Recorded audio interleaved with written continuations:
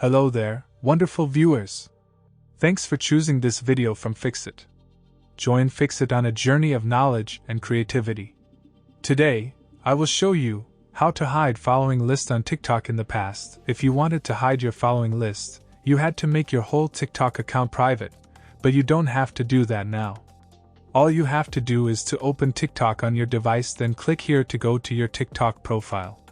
Once you are on your profile, you have to tap on the three horizontal lines at the top right, then Settings and Privacy.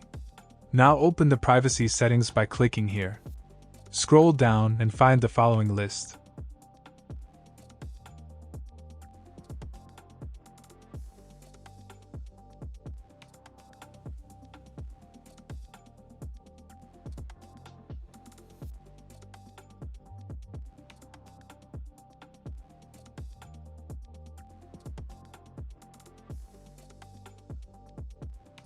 It says here who can see your following list.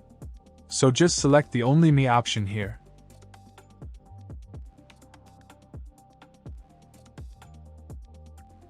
Now no one will be able to see your following list. Did this video help you? Comment below if I fixed your problem. Hit the subscribe button for more tutorials.